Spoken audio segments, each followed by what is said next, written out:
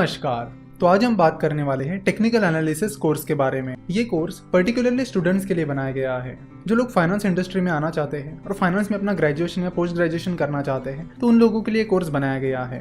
सो अगर आप CFA की प्रिपरेशन कर रहे हो या स्टॉक ब्रोकिंग इंडस्ट्री में या हेज फंड इंडस्ट्री में एंटर करने की प्लानिंग कर रहे हो, तो उसके लिए आपको टेक्निकल एनालिसिस की जान पहचान होना जरूरी है। बहुत सारे स्टूडेंट्स की रिक्वेस्ट आ रही थी कि आप टेक्निकल एनालिसिस कवर करिए क्योंकि हमारे सिलेबस में ये चीज है। तो इस कोर्स में हम टेक्निकल एनालिसिस को बहुत ही आसान भाषा में आपको समझाएंगे।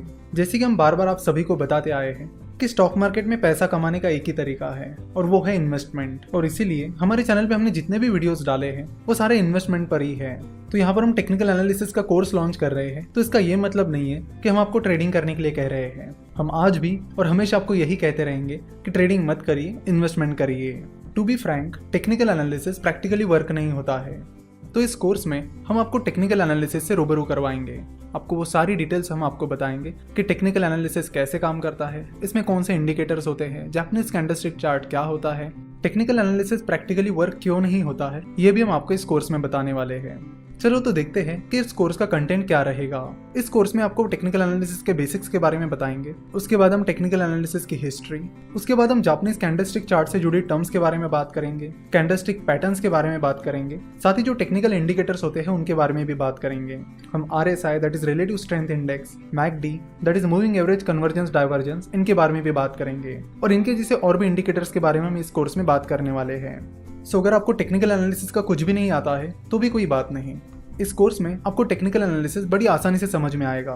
तो स्टेप बाय स्टेप हम इस कोर्स में आपको टेक्निकल एनालिसिस सिखा देंगे। इस कोर्स में टोटल 15 वीडियोस होंगी और हर वीडियो का ड्यूरेशन 6 से 7 मिनट का होगा।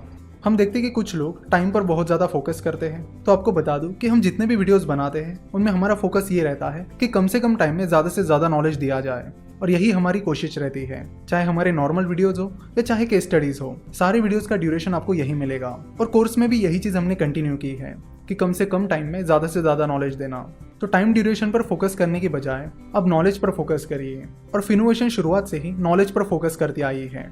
तो इस कोर्स के जरिए हमारी कोशिश यही है कि जिन लोगों को टेक्निकल एनालिसिस से रूबरू होना है, उसे समझना है, या फिर जिन स्टूडेंट्स को टेक्निकल एनालिसिस सीखना है ताकि उन्हें एग्जाम में या फिर उनके करियर में उसका बेनिफिट मिले, तो वो लोग और स्टूडेंट्स इस कोर्स को सब्सक्राइब कर सकते हैं।